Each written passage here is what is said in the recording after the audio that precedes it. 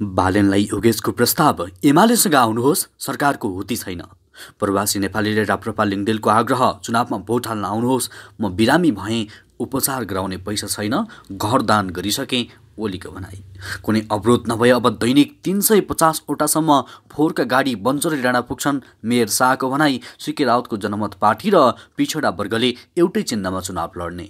साथै प्रदेशमा लाइसेन्सको नयाँ मापदण्ड, प्रतिनिधि सभा र प्रदेश सभामा पार्टीको टिकट दिने जिम्मेवारी सभापति देउबालाई, विवेकशील साझा पार्टी पुनर्गठन गर्दैछौँ, मिलन पाण्डेको भनाई। इस्टर्न हाइड्रो पावरले 6,20,000 किता आइपिओ खुला गर्ने। काठमाडौँमा भारी वर्षापछि नदी तथा खोलामा बाढी, सतर्कता अपनाउन आग्रह।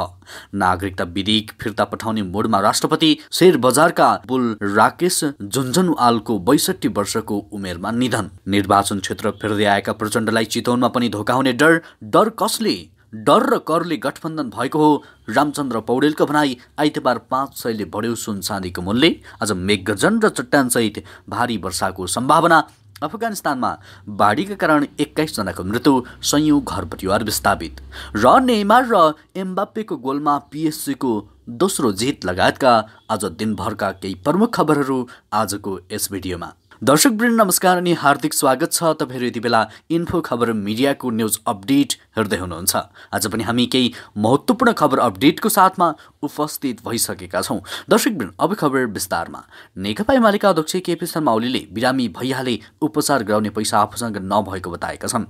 आफूले व्यक्तिगत सम्पत्ति राज्यलाई दिएको बताएका हुन्। मैले आफ्नो व्यक्तिगत सम्पत्ति राज्यको सम्पत्ति भनेर पास गरिदिएको छु। काठमाडौँमा आज बिहान आयोजित एक कार्यक्रममा ओलीले भने, म देशका लागि समर्पित छु। उनले आफू र श्रीमती बाचुन्जेल घरमा बस्न पाउने बताए। ओलीको घर भक्तपुर स्थित बालकोटमा छ। अहिले पनि यो घर म बेच्न पाउँदिन। उनले भने, बन्दकी राख्न पाउँदिन, बेचेर खर्च चलाउन सक्दिन। बिरामी भए भने तपाईहरूले उपचार गराउनु भयो भने कुन्नी, नत्र मसँग पैसा छैन। उनले सांसद भएकाले केही पैसा भने आउने बताए। घर बेचेर उपचार गर्छु भन्ने पनि छैन। घर दान गरिसकेका छ, दान गर्या बेच्न मिल्दैन, ओलीले भने। उनले आफू युवाहरू जत्तिकै सक्रिय रहेको पनि बताएका छन्। म युवाभन्दा कम सक्रिय छैन। मसँग बसेर काम गर्ने युवा मेरो साथमा रहँदा थाक्छन्, म थाकेको छैन, ओलीले भनेका छन्। त्यस्तै अब योगेश भट्टराईको प्रसङ्ग। नेकपा एमालेका सचिव योगेश भट्टराईले काठमाडौँको फोहोर व्यवस्थापनमा आफ्नो पार्टीसँग सहकारी गर्न मेयर बालेन्द्र शाहलाई प्रस्ताव गरेका छन्। उनले यो सरकारसँग फोहोरको समस्या समाधान गर्ने हुती नभएको टिप्पणी समेत गरेका छन्। आज संसदमा बोल्दै भट्टराईले यसअघि 14 दिनसम्म फोहोर नउठेको इतिहास रहेकोमा उनले अहिले 71 दिन पुगेको बताएका छन्। यस विषयमा प्रधानमन्त्रीले कुनै पहल नगरेको र मन्त्रीहरू बेखबर रहेको उनीहरूको गुनासो छ। भट्टराईले भने, काठमाडौँ फोहोरले डुङडुङ गनाउनै भइसक्दा पनि सरकारले कुनै पहल कदमी गर्न सक्दैन।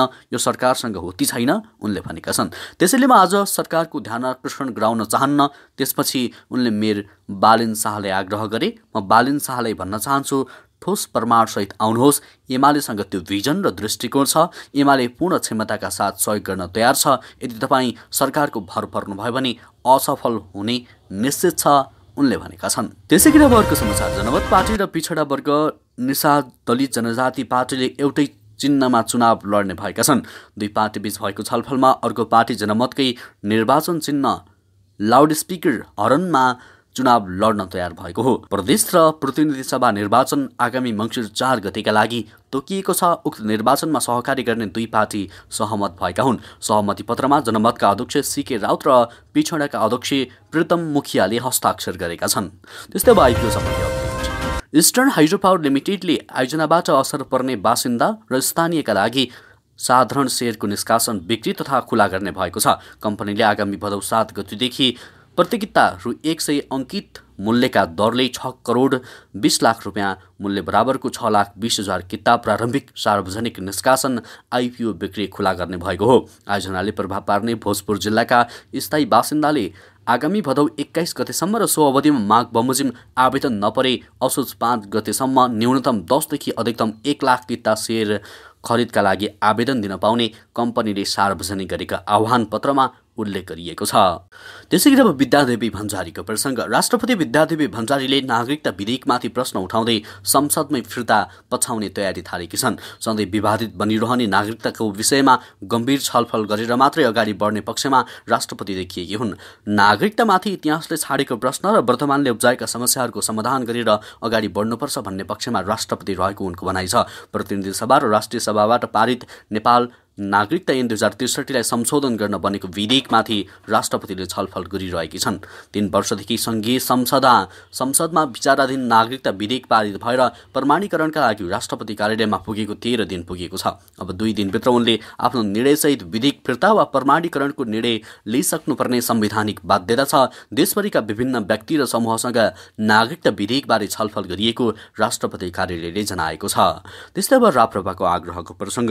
राष्ट्रिय प्रजातन्त्र पार्टी राप्रपाका अध्यक्ष राजेन्द्र लिङदेलले आगामी निर्वाचनमा स्वदेश फर्किन प्रवासी नेपालीहरूलाई आग्रह गर्नुभएको छ। पार्टीको केन्द्रीय प्रवास विभागको आयोजनामा भएको प्रवासी नेपाली एकता समाजको अन्तर्राष्ट्रिय समिति र विभिन्न 27 देशका राष्ट्रिय समन्वय समितिको भर्चुअल बैठकलाई सम्बोधन गर्दै अध्यक्ष लिङदेलले मतबाटै देशको अवस्था बदल्न सकिने भन्दै निर्वाचनका बेला भोट हाल्न नेपाल आउन आग्रह गर्नुभएको हो। उहाँले प्रवासले राप्रपाप्रति भरोसा गरेको र आगामी निर्वाचनमा भरोसालाई भोटमा रूपान्तरण गर्न पार्टीको प्रवासमा रहेका सङ्गठनलाई थप क्रियाशील हुन निर्देशन दिनुभएको छ। अध्यक्ष लिङदेलले प्रवासमा रहेका पानस आबद्ध साथीहरूलाई पार्टीको पक्षमा जनमत बनाउन सामाजिक सञ्जालको भरपूर सदुपयोग गर्न, आक्रामक ढङ्गबाट सङ्गठन विस्तार गर्न, निर्वाचनको बेला सङ्गठित रूपमै स्वदेश आउने तालिका बनाउन र प्रभावकारी रूपले चुनावी अभियानमा होमिन समेत आग्रह गर्नुभएको छ।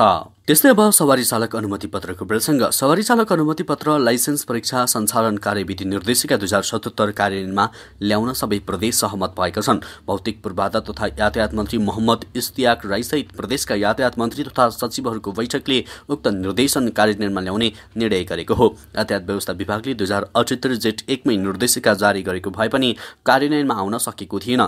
संशोधित कार्यविधि अनुसार लाइसेन्सको प्रयोगात्मक परीक्षामा 100 अङ्क भार मानेर 70 अङ्क ल्याउने परीक्षार्थी पास हुने व्यवस्थालाई अब सबै प्रदेशले कार्यान्वयन गर्नेछन्। यो समाचार आजको कारोबार दैनिकमा प्रकाशित भएको छ। त्यस्तै अब मेयरकै प्रसङ्ग। काठमाडौँ महानगरपालिकाका मेयर बालेन्द्र शाहले कुनै अवरोध नभए अब दैनिक 350 वटासम्म फोहोर बोकेका गाडी बन्सरी डाँडा पुग्ने बताउनु भएको छ। सामाजिक सञ्जालमा मेयर शाहले लेख्नु भएको छ, फोहोर बोकेका 152 गाडी बन्सरी डाँडा पुगे, अब दैनिक 350 पुग्छन्। उहाँका अनुसार कुनै अवरोध नभएमा दैनिक 250 देखि 350 गाडी फोहोर बोकेर बन्सरी डाँडा पुग्नेछन्। हिजो बेलुका 152 वटा गाडी फोहोर बोकेर बन्सरी डाँडा पुगेका हुन्। मेयर शाहका अनुसार काठमाडौँबाट दैनिक 75 गाडी फोहोर निस्कन्छ भने त्यति नै मात्रामा विभिन्न पालिकाबाट पनि फोहोर जम्मा हुने गर्छ, तर नियमित फोहोर उठ्न सकेको छैन। फोहोरले काठमाडौँको सडक दुर्गन्धित बनेको छ। पानी परेर बगेको ढलले फोहोर छरपष्ट पारेको छ। नियमित रूपमा फोहोर उठाउन र बन्सरी डाँडासम्म पुर्याउन केही दिन लाग्ने काठमाडौँ महानगरपालिकाले जनाएको छ।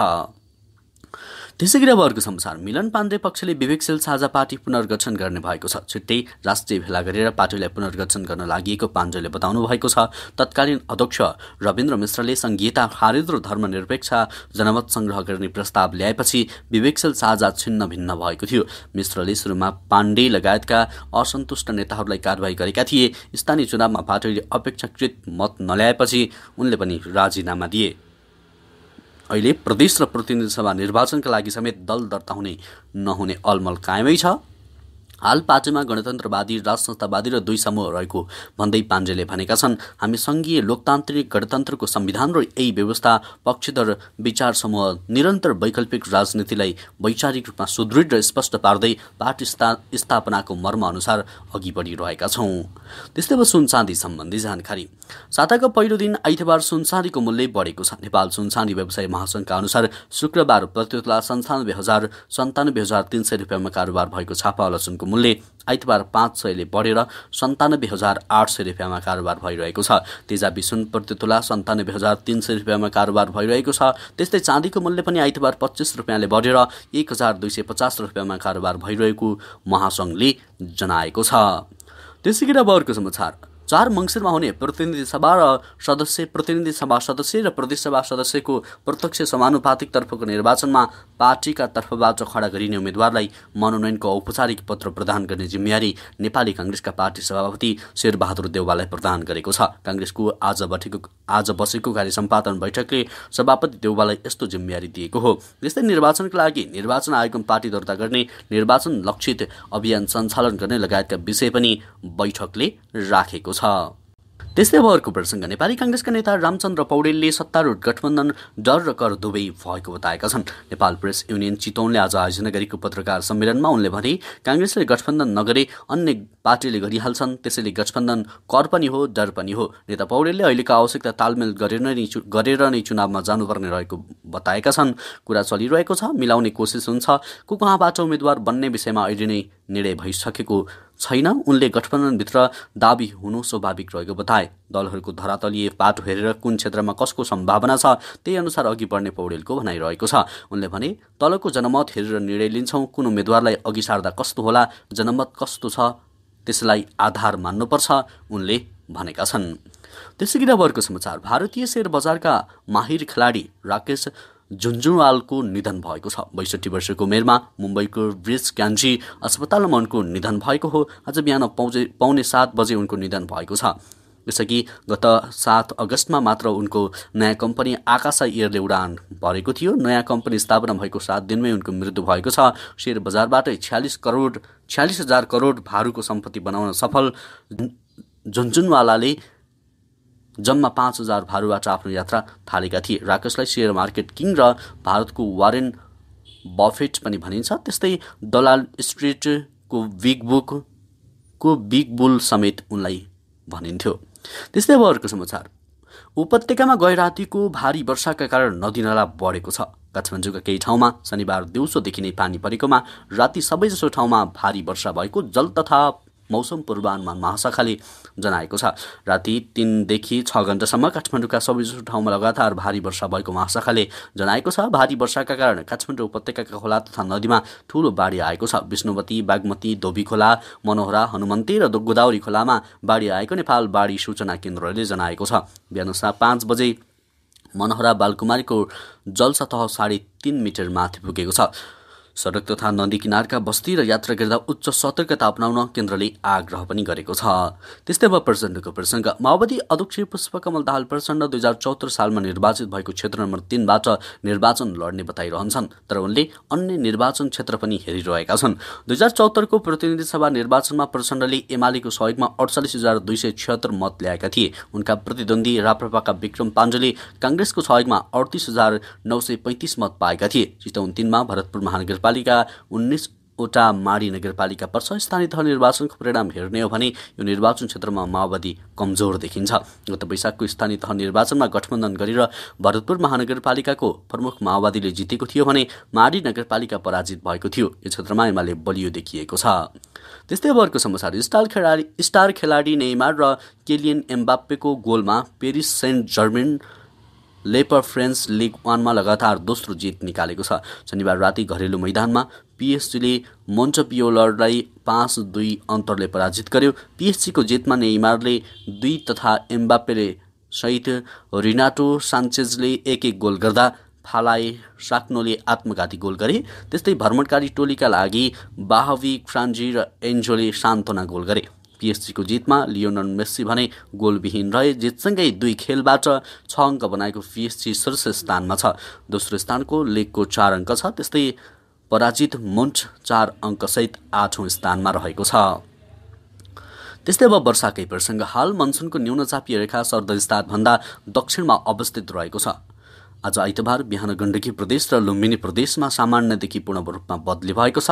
त्यस्तै बाँकी प्रदेशमा भने सामान्य बदली भएको छ। त्यस्तै गण्डकी प्रदेश, लुम्बिनी प्रदेश, प्रदेश नम्बर 1, बागमती प्रदेश र कर्णाली प्रदेशका केही स्थानमा मेघगर्जन र चट्टानसहित हल्कादेखि मध्यम वर्षा भइरहेको मौसम पूर्वानुमान महाशाखाले जनाएको छ। आइतबार दिउँसो भने त्यसका पहाडी भूभागमा सामान्य बदली रहनेछ।